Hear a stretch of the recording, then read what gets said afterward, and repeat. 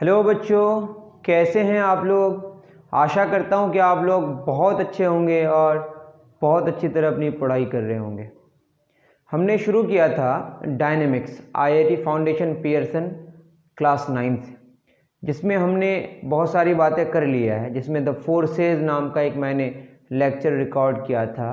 उसके बाद फिर हमने Newton's second law of motion और Newton's first law of motion पे डिस्कशन किया था।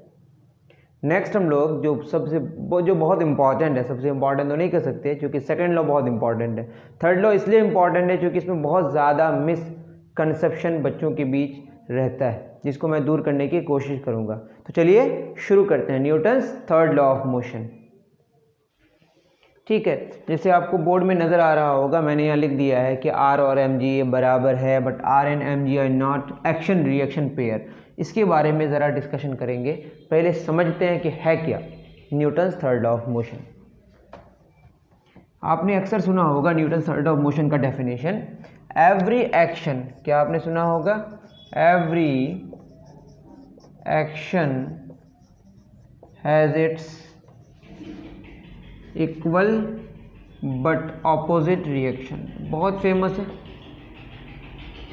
Every action has its equal but opposite reaction. Action और रिएक्शन यहाँ पे क्या है, दीज आर फोर्सेस। जैसे हम बात करें कि मैं फोर्स लगा रहा हूँ किसी ऑब्जेक्ट पर, जैसे एक बॉडी है, ये दूसरे ऑब्जेक्ट पर फोर्स लगा रहा है, ठीक है ना। मान लेते हैं कि मैं यहाँ पे फोर्स लगा रहा हूँ, इसको धकेल रहा हूँ, ठीक है ना। तो एक ऑब्जेक्ट है, जब दूसरे ऑब्जेक्ट पर क्या लगाएगा, फोर्स लगाएगा, तो दूसरा ऑब्जेक्ट भी फर्स्ट ऑब्जेक्ट पर क्या लगाएगा, फोर्स लगाएगा। दैट इज पहला ने जो दूसरे पे लगाया, दैट इज इसको मानते हैं ए, इसको मानते हैं बी। ए ने किसको पुश किया, बी ने। ए को किसने पुश किया, ए ने किसको पुश किया, बी को, तो बी भी ए को क्या करेगा, पुश करेगा। बात समझ आ रही है। दैट इज ए ने किस पर फोर्स लगाया, बी पर, तो बी भी किस पर फोर्स लगाएगा, ए पर। दैट मीन्स कि अकेले में कोई फोर्स एग्जिस्ट नहीं कर सकता, सिंगल आइसोलेटेड फोर्स एग्जिस्ट नहीं करता है। जैसे मैं बात करूं थोड़ा ब्रॉड वे में, कैसे ये पेन है, ये मार्कर है, मार्कर के पास क्या है, मास है, अर्थ के पास भी क्या है, मास है। दो बॉडीज है जिनके पास मासेज हैं, दोनों के पास क्या होता है, ग्रेविटेशनल फील्ड, और फील्ड्स का इंटरेक्शन से क्या लगता है, फोर्स। दैट इज इस पेन और अर्थ के बीच क्या लगता है, फोर्स लगता है। कौन सा फोर्स, ग्रेविटेशनल फोर्स। तो मार्कर ने किस पर फोर्स लगाया, अर्थ पर, अर्थ ने किस पर फोर्स लगाया, मार्कर पर। दोनों सेम फोर्स लगाता है। फिर कैसे क्या होता है आगे डिस्कशन करेंगे कि मार्कर ही क्यों नज़दीक जाता है और क्यों नहीं उठ के आ जाता है, इसके बारे में भी डिस्कशन करेंगे, ठीक है। तो एक बात तो समझ आ गई कि मार्कर ने जितना फोर्स अर्थ पर लगाया, ग्रेविटेशनल फोर्स, उतना ही फोर्स अर्थ भी किस पर लगाएगा, मार्कर पर। दोनों इक्वल होता है बट ऑपोजिट डायरेक्शन में होता है। दैट मीन्स कि एक बात तो हमने समझ गया कि अकेले में कोई फोर्स एग्जिस्ट नहीं करता, single isolated force does not exist, ठीक है। सिंगल आइसोलेटेड फोर्स एग्जिस्ट नहीं करता। तो force says always exist in pair में। तो अकेले में जो चीज़ एग्जिस्ट करता है उसको फील्ड कहते हैं। फील्ड अकेले में एग्जिस्ट करता है, फील्ड अकेले में होता है,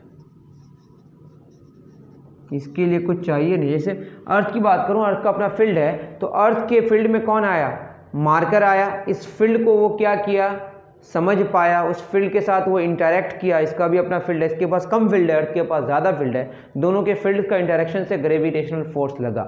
तो यहाँ पे मार्कर नहीं होता तो अर्थ का क्या होता, फील्ड होता। तो फील्ड अकेले में एग्जिस्ट करता है, फोर्स अकेले में एग्जिस्ट नहीं करता। हमने क्या बोला, लिखने का तरीका है कि force on A by B, क्या लिखा हुआ है यहाँ पे, force on A by B is equal to force on B by A. दोनों सेम होता है बट एक दूसरे के क्या होता है, ऑपोजिट होता है। मैं अगर ए और बी की बात करूं, दोनों को सिस्टम मानूं, तो उस सिस्टम में दो ऑब्जेक्ट्स हैं ए और बी, तो वो आपस में जो फोर्सेज होंगे उसको इंटरनल फोर्सेज बोलेंगे। जब मैं ए और बी को एक ही सिस्टम मानूं, एक सिस्टम के अंदर मानूं, तो उन दोनों को मिला के जो हम फोर्स बोलेंगे, उस दोनों को मिला के एक सिस्टम बोलेंगे, तो आपस में जो फोर्सेस लगाएंगे उसको बोलेंगे इंटरनल फोर्सेस।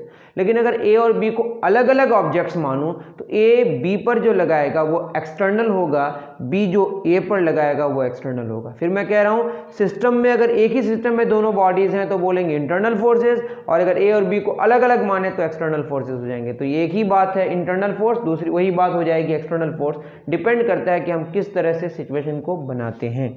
तो बताइए force on A by B is equal to क्या होगा, force on B by A. जितना फोर्स ए पर बी लगाएगा उतना फोर्स बी भी ए पर लगाएगा, बट एक दूसरे के क्या होगा, ऑपोजिट होगा। आप कह सकते हैं कि force on A by B, इसका जो मैग्नीट्यूड होगा, force on B by A, इसका जो मैग्नीट्यूड होगा, दोनों आपस में बराबर होगा, लेकिन दोनों एक दूसरे के क्या होगा, ऑपोजिट होगा। बाय डेफिनेशन ये बात समझ आती है, ठीक है। तो फोर्स हमेशा किस में एग्जिस्ट करता है, पेयर में। सिंगल फोर्स एग्जिस्ट नहीं करता है। एक्शन और रिएक्शन इक्वल होता है, ऑपोजिट होता है। पहले कौन लगाता है, ये क्वेश्चन आता है, पहले एक्शन या पहले रिएक्शन, ये क्वेश्चन आता है। इसको आप नोट डाउन कर लें। ए किस पर लगाएगा, बी पर, तो बी किस पर लगाया, ए पर, तो दैट इज सेम ऑब्जेक्ट पर, सेम बॉडी पर फोर्स नहीं लगता है। ए लगाता है बी पर, बी लगाता है ए पर। दैट इज एक्चुअली ऑब्जेक्ट ना बोल के ज़्यादा बेहतर है पार्टिकल बोलना। इसको आप उतार लें। तो Newton's third law of motion की अगर बात करें तो जो फोर्सेज हैं वो अलग अलग, forces are on different particles, different particles. Particle क्यों बोलते हैं यहाँ पे, क्योंकि यहाँ पे साइज इंपॉर्टेंट नहीं है। फोर्सेज ए बी पर लगाता है और बी ए पर लगाता है, दोनों सेम ऑब्जेक्ट पर नहीं लगता। और जैसे मैंने बोला कि एक तो है कि कांटेक्ट में फोर्स आना, कांटेक्ट में फोर्स होना, तो कांटेक्ट का फोर्स होना जरूरी नहीं। जैसे मैंने बोला अर्थ और मार्कर के बीच, तो मार्कर और अर्थ के बीच कोई कांटेक्ट नहीं है, दो मैग्नेट्स के बीच कोई कांटेक्ट नहीं है। तो आप याद रखें कि एक्शन रिएक्शन पेयर होने के लिए कांटेक्ट का होना कोई ज़रूरी नहीं है। No physical contact required, no physical या फिजिकल कांटेक्ट ज़रूरी नहीं है, नॉट नेसेसरी। हो भी सकता है और नहीं भी हो सकता है। फिजिकल कांटेक्ट का होना कोई ज़रूरी नहीं है। किसके केस में बताइए, एक्शन रिएक्शन पेयर होने के लिए। ये सारी बातें हैं।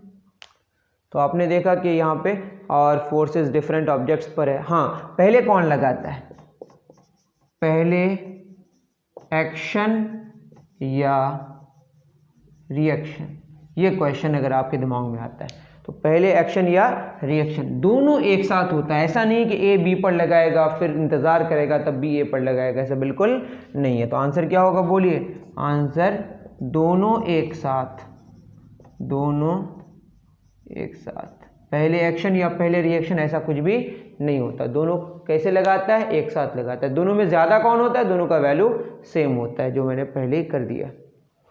दोनों क्या होता है, एक साथ होता है, एक दूसरे के ऑपोजिट होता है। बात समझ आ रही है। ज़्यादा कौन लगाता है, दोनों सेम लगाता है, दोनों सेम लगाता है। अब क्या होता है कि हमने बोला कि फोर्स का जो फॉर्मूला होता है वो होता है मास इनटू एक्सेलरेशन।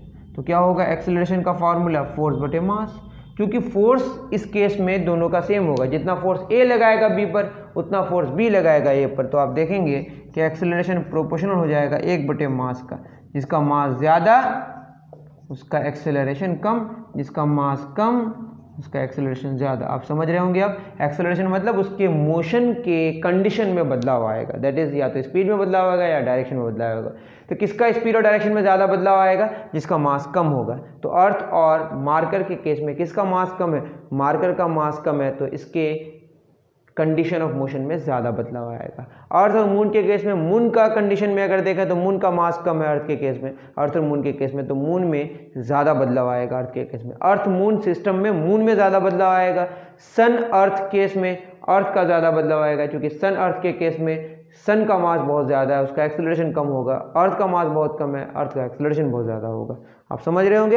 एक्सेलरेशन का मतलब ये नहीं कि बस स्पीड में बदलाव आएगा, डायरेक्शन में भी बदलाव आ सकता है और स्पीड में भी, या दोनों में बदलाव आ सकता है। मेरी बात समझ आ रही है। ये सारी बातें हैं, बहुत सारी बातें मैंने करा। इसमें हमने जो बहुत इंपॉर्टेंट बात जाना वो ये जाना कि एक्शन और रिएक्शन दोनों अलग अलग ऑब्जेक्ट पर लगता है, सेम ऑब्जेक्ट पर नहीं लगता, दोनों साथ में लगता है। दोनों साथ, दोनों में कौन ज़्यादा होता है, दोनों का वैल्यू बराबर होता है। दोनों में डायरेक्शन किधर किधर होता है, एक दूसरे के जस्ट ऑपोजिट होता है। बात समझ आ रही है। इसमें फिजिकल कांटेक्ट का होना बिल्कुल ज़रूरी नहीं है। और जो जो बातें मैंने बताया वो आप नोट डाउन करते जाएं। ठीक है, आगे बढ़ेंगे फिर।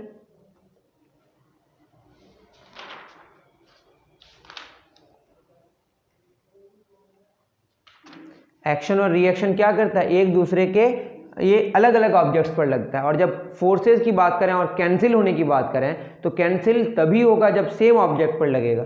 ठीक है ना। तो forces are on different particles, इसीलिए ये एक दूसरे को कैंसिल नहीं करता, इसीलिए एक दूसरे को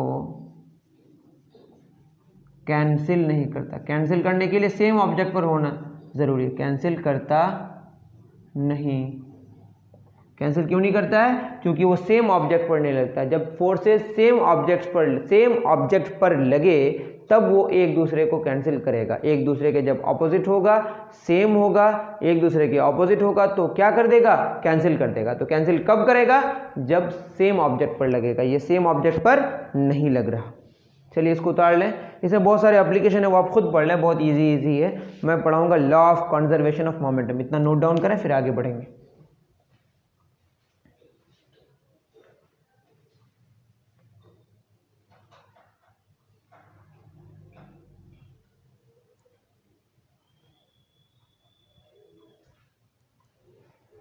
लेकिन law of conservation of momentum,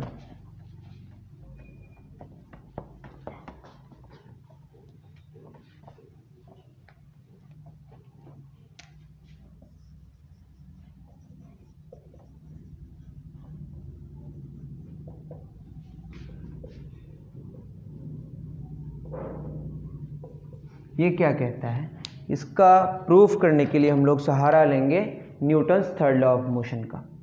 मानते हैं कि एक ऑब्जेक्ट है जो शुरू में दोनों स्ट्रेट लाइन में एक ही पाथ में चल रहा है, एक ही डायरेक्शन में चल रहा है। इसका नाम ए है, इसका नाम बी है। इसकी इनिशियल स्पीड u1 है, इसकी इनिशियल स्पीड u2 है। अभी टकराया नहीं, मानते हैं कि u1 u2 से बड़ा है, एक ही तरफ जाएगा, टकराएगा। ये बिफोर कॉलिजन की बात हो रही है, बिफोर कॉलिजन। बाद में इसको बहुत डिटेल पढ़ेंगे, छोटा नहीं हो गया, बस ख़राब फिगर बना है। बाद में स्पीड v1 हो गई, इसकी स्पीड v2 हो गई। ठीक, आफ्टर कॉलिजन, टकराने के बाद। ठीक है, ये ए है और ये बी। जो टकराएगा एक दूसरे पर क्या लगाएगा, फोर्स लगाएगा। क्या लगाएगा, फोर्स। ए किस पर लगाएगा, बी पर, बी किस पर लगाएगा, ए पर। अभी हम आइसोलेटेड सिस्टम माने कि ए और बी के अलावा तीसरे का कोई इंटरफेरेंस नहीं है। ए और बी मिलके क्या बनाता है, ए और बी मिलके एक आइसोलेटेड सिस्टम बनाता है। आइसोलेटेड सिस्टम का मतलब तीसरे का कोई इंटरफेरेंस नहीं है। तो क्या होगा, ए किस पर फोर्स लगाएगा, बी पर, बी किस पर फोर्स लगाएगा, ए पर। Force on A by B is equal to force on B by A. यहाँ किस पर लग रहा है, ए पर, यहाँ किस पर लग रहा है, बी पर। ठीक है, जिस पर फोर्स लगेगा उसका बदलाव आएगा। तो हमने Newton second law of motion में पढ़ा है कि फोर्स का फॉर्मूला होता है चेंज इन मोमेंटम बटे टाइम टेकन। ठीक है, यहाँ किसका चेंज होगा मोमेंटम, बताइए, ए का। चेंज इन मोमेंटम बटे टाइम टेकन, किसका, ए का। ठीक, यहाँ पे क्या होगा, चेंज इन मोमेंटम बटे टाइम टेकन, किसका होगा, बी का। ठीक है, माइनस में टाइम टेकन तो सेम होगा, ये कैंसिल हो गया। इतनी बात समझ आ रही है, बहुत इजी है। मोमेंटम चेंज होगा किसका, बताइए, ए का। That is final momentum minus initial momentum. Final momentum minus initial momentum किसका, बताइए, ए का, is equal to minus final momentum minus initial momentum किसका, बी का। इतना आप नोट डाउन करें, फिर आगे बढ़ेंगे।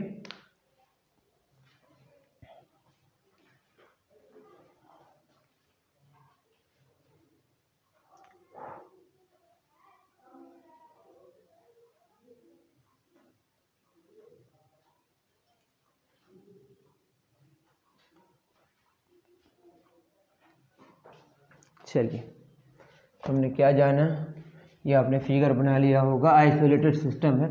अब क्या होगा बताइए, मैं अगर इसको आगे लेके बढ़ूँ तो ये हो जाएगा P फाइनल किसका, A का माइनस P इनिशियल A का is equal to minus P final किसका, B का minus minus plus P initial B का। ठीक है, अब इसको अगर सॉल्व करें तो P फाइनल A का और P फाइनल B का एक तरफ कर लेते हैं is equal to P initial minus P initial उस पर जाते हैं, P इनिशियल किसका A का प्लस P इनिशियल किसका B का।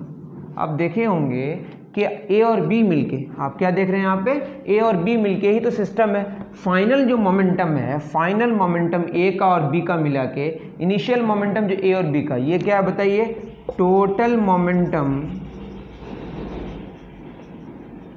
After collision is equal to total momentum before collision. या आप बोल सकते हैं पहले क्या था, m1u1, तो मान लेते हैं A का जो मास है वो m1 है और B का मास m2 है, तो क्या हो जाएगा m1u1 ये, या m1 final momentum m1v1 plus m2v2 is equal to क्या हो जाएगा, m1u1 प्लस m2v2। मोमेंटम का formula mass into velocity. Final momentum A का, फाइनली कितनी इसकी स्पीड थी v1, मास कितना m1v1। फाइनल मोमेंटम किसका, B का, तो m2v2। इसी तरह इनिशियल मोमेंटम A का m1u1 प्लस m2u2, या m1u1 plus m2u2 is equal to m1v1 plus m2v2। बहुत सिंपल सी बात है। यहाँ पे हम लोग बंदूक वगैरह में ये सारी चीज़ें इस्तेमाल करेंगे, रिकॉइल वेलोसिटी में वगैरह वगैरह। ठीक है, पहले तो नोट डाउन करें, फिर एक क्वेश्चन करेंगे, फिर आगे बढ़ेंगे। ओके,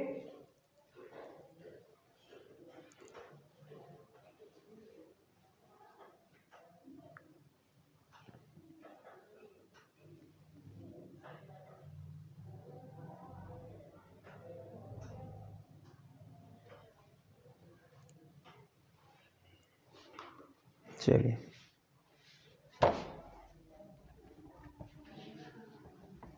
आपका पियर्सन अगर होगा तो देखिएगा, इसके बाद जस्ट एक क्वेश्चन है law of conservation of momentum पे।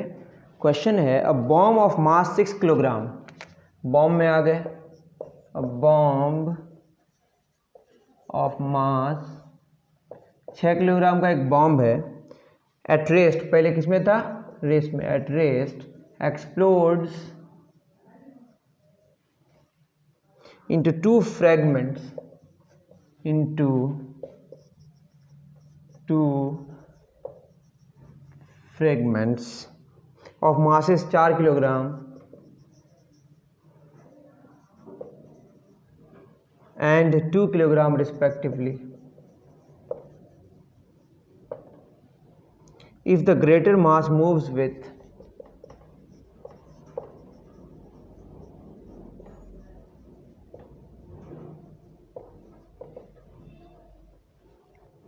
a velocity of 5 meter per second, with 5 meter per second, find velocity of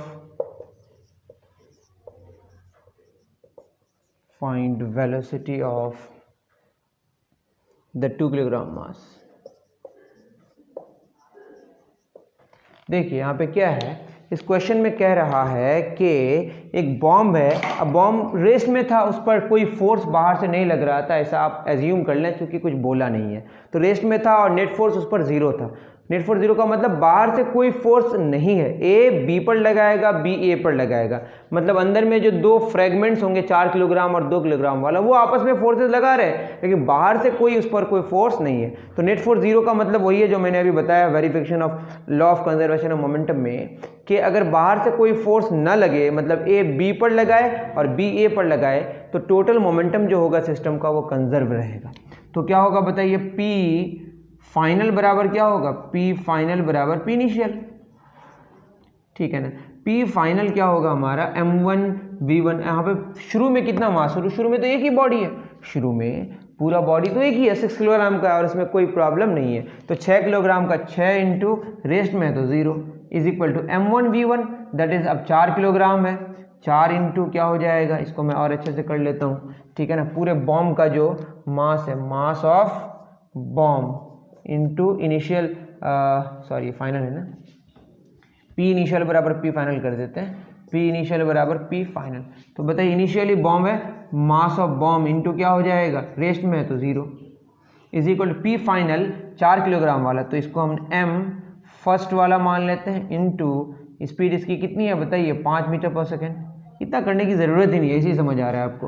P initial that is कितना 6 किलोग्राम, मास इंटू वेलोसिटी कितना 0 is equal to m1 v1 that is 4 into v1 कितना है बताइए 5 metre per second, plus m2 कितना 2 into कितना बताइए velocity 2 into velocity यही चाहिए v, क्या हो जाएगा 6 इंटू 0 0 5 4 20 प्लस 2v, या 2v इज इक्वल टू -20 या v is equal to -10 metre per second. What does it mean -10 metre per second, that is कि एक बॉम्ब है अगर एक्सप्लोर करेगा उसके टोटल मोमेंटम को कंजर्व रखना है तो क्या होगा, एक पर फोर्स किधर लग रहा है राइट डायरेक्शन में, लेफ्ट डायरेक्शन में, तो एक पर किधर लगेगा राइट डायरेक्शन में। एक तरफ फोर्स लग रहा है ऊपर तो एक में फोर्स किधर लगेगा नीचे की तरफ, क्योंकि लीनियर मोमेंटम को क्या रखना है कंजर्व रखना है। नेट फोर्स क्या है यहाँ पे 0 है। मेरी बात समझ आ रही है। यही केस आपका कहाँ पे होगा, जब आप नाव से आप उतरते होंगे तो आप जब फोर्स लगाते हैं नाव पर पीछे की तरफ तो आप पर फोर्स किधर लगता है आगे की तरफ। बात समझ आ रही है।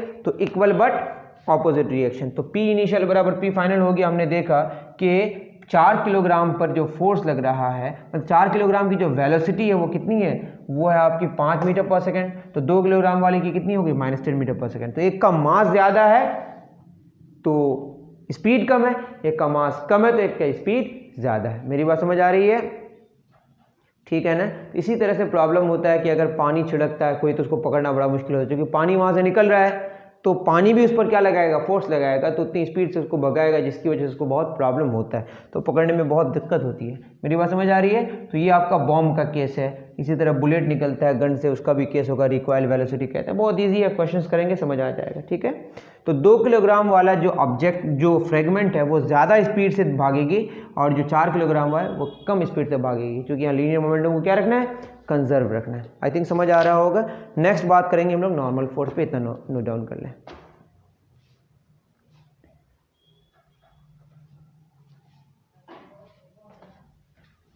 चलिए लिखिए नॉर्मल फोर्स।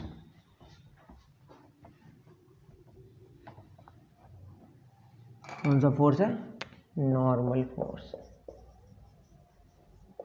इसको N या R से डिनोट करते हैं, अभी हम लोग R से डिनोट करेंगे। नॉर्मल फोर्स में क्या बात करेंगे, मान लेते हैं कि एक ऑब्जेक्ट है m मास का, इस पर वर्टिकली डाउनवर्ड कितना फोर्स लगेगा mg, जिसको हम लोग वेट कहते हैं। ऊपर की तरफ जो ये इस ऑब्जेक्ट पर अर्थ ने कितना फोर्स लगाया, mg, ठीक है ना। और ये जो सरफेस है इसके दबाने की वजह से इस बॉडी पर ऊपर की तरफ फोर्स लगाएगा, जिसको बोलेंगे नॉर्मल रिएक्शन। देखिए m मास का एक बॉडी है, अर्थ ने mg फोर्स नीचे लगाया और सरफेस ने इस बॉडी पर ऊपर की तरफ नॉर्मल फोर्स लगाया। दोनों फोर्स सेम ऑब्जेक्ट पर लगा। इस ऑब्जेक्ट का नाम मैंने A दे दिया।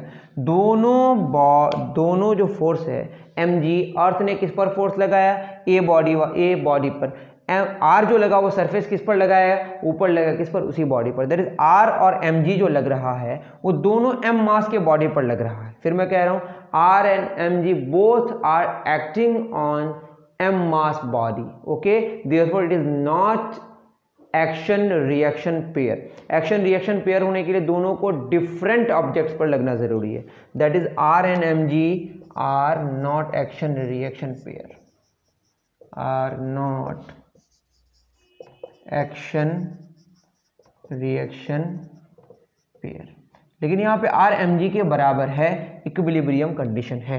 यहाँ पे R किसके बराबर है, m, लेकिन हमेशा R mg के बराबर होगा ऐसा ज़रूरी नहीं है। यहाँ पे R mg के बराबर है बस यहाँ पे, ठीक है। इस तरह का सिचुएशन होगा तो R mg के बराबर होगा, लेकिन हमेशा ऐसा बराबर होगा बिल्कुल ज़रूरी नहीं है, ठीक है। इतना नोट डाउन करें।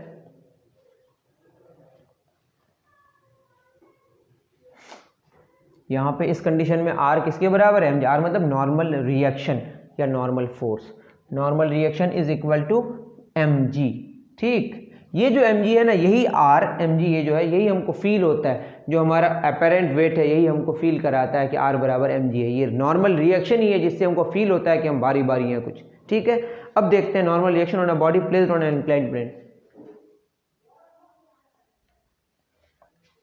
ठीक है, नॉर्मल रिएक्शन। अब नेक्स्ट हम लोग क्या करेंगे, normal reaction on a body placed on an inclined plane, placed on an inclined plane। इसमें क्या होगा बताइए, अगर हम बात करें एक इंक्लाइंड प्लेन है, ये एंगल थीटा बना रहा है। ठीक है, ये एंगल थीटा बनाया और यहाँ पे m मास का एक बॉडी है, इस पर फोर्स वर्टिकली डाउनवर्ड कितना लगेगा mg। अगर आप नहीं जानते हैं तो एक बात जान लें, शायद मैं बता चुका हूँ, ये थीटा है और ये मान लेते हैं आपका, इसको r ही मान लिया।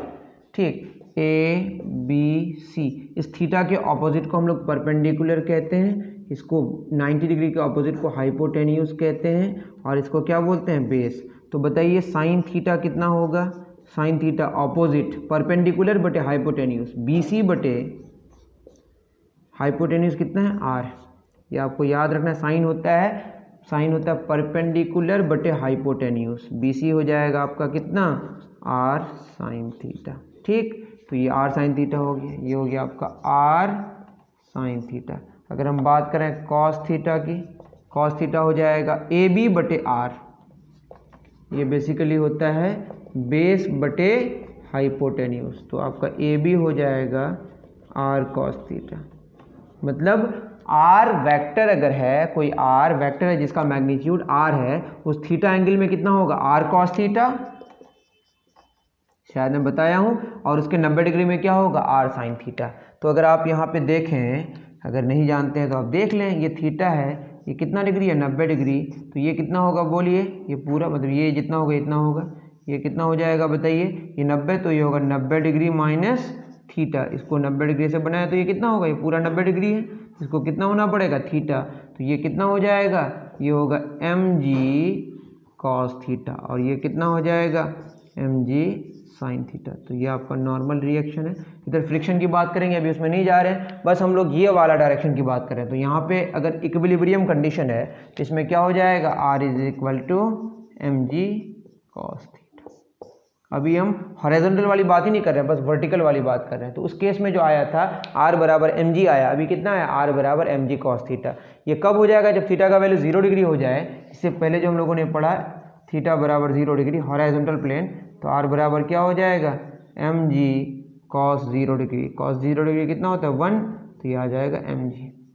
तो कब, जब थीटा का वैल्यू 0 डिग्री हो जाएगा। ठीक है, इतना आप नोट डाउन करें, फिर आगे बढ़ेंगे। फिर मैं कह रहा हूँ यहाँ पे साइन और कॉस ट्रिगोनोमेट्री की बात आ गई। अगर आपको ट्रिगोनोमेट्री को ज़्यादा अच्छे से जानना है तो आप टाइप करेंगे ट्रिगोनोमेट्री अकबर क्लासेस, तो आपको वहाँ मिल जाएगा।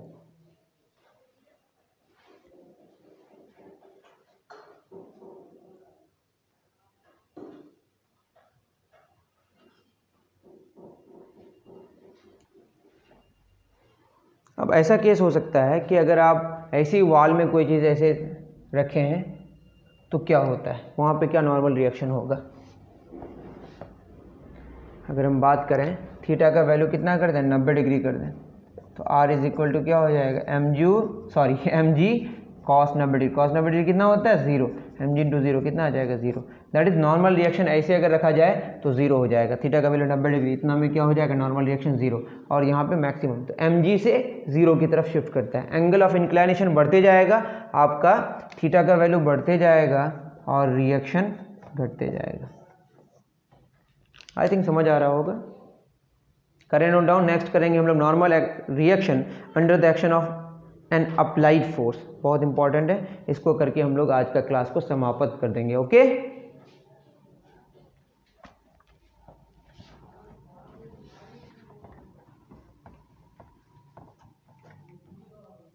Normal reaction under the action of N applied force.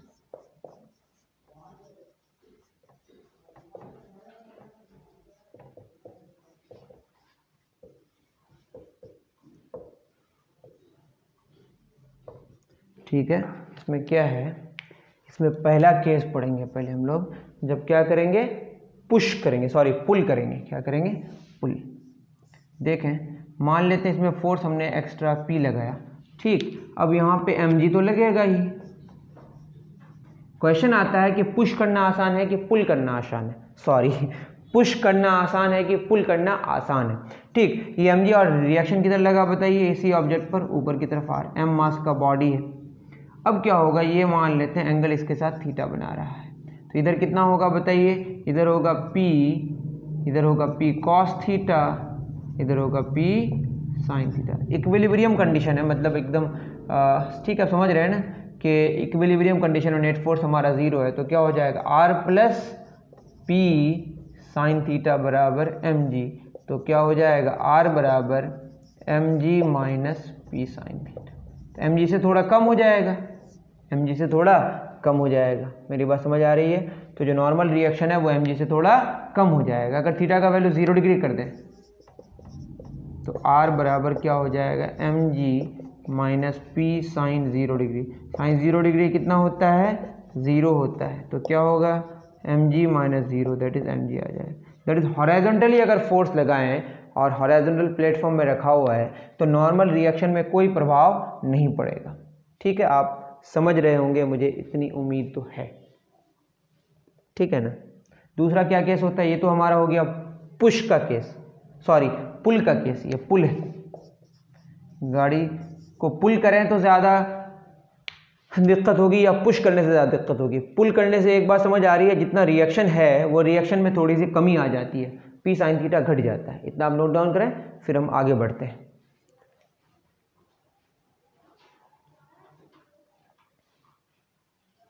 ये हो गया आपका कौन सा केस, पुल का केस। अब नेक्स्ट हम लोग जानेंगे पुश का केस।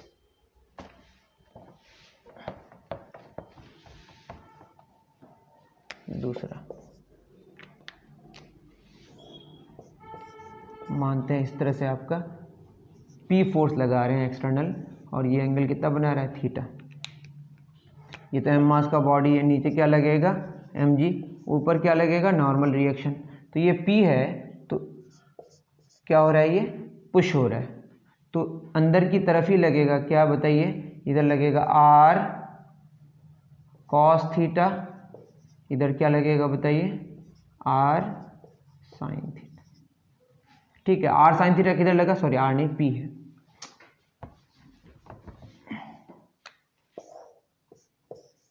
m मास का बॉडी है, नीचे क्या लगा, mg, ऊपर लगा नॉर्मल रिएक्शन, ठीक। और हम एक्सटर्नल फोर्स क्या लगा रहे हैं इस ऑब्जेक्ट पर, P, तो अंदर की तरफ क्या लगेगा बताइए, ये थीटा एंगल है, तो ये होगा P cos थीटा, यहाँ अंदर की तरफ क्या लगेगा, P sin थीटा, तो P sin थीटा नीचे लगा और mg भी नीचे लगा, दैट इज r बराबर क्या हो जाएगा, mg plus P sin theta.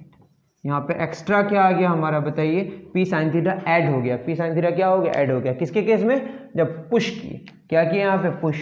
तो गाड़ी को पुश करना थोड़ा डिफिकल्ट होता है क्योंकि रिएक्शन ज़्यादा हो जाता है, जितना ज़्यादा नॉर्मल रिएक्शन होगा उतना ज़्यादा हमें डिफिकल्टी का सामना करना पड़ेगा। लेकिन यहाँ पे भी अगर थीटा का वैल्यू क्या कर दें, 0 डिग्री, तो r बराबर क्या आ जाएगा, mg, तब कोई तकलीफ नहीं होगी, mg के बराबर होगा, मतलब mg वाला ही। अगर हम पुश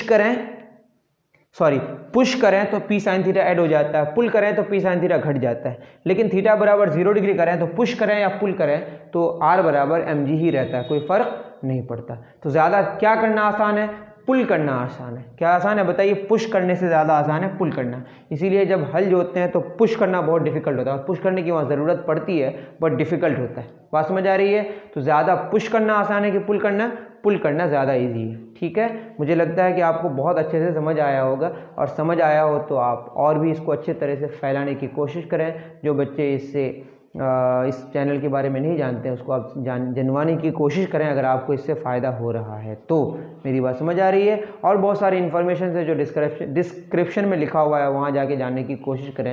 मैं वहाँ पे बहुत सारी बातें लिख के रखा हूँ, तो आशा करता हूँ कि आपको समझ आया होगा। अभी के लिए इतना ही, दीजिए इजाज़त। थैंक यू वेरी मच मेरे प्यारे बच्चों, अल्लाह हाफिज़।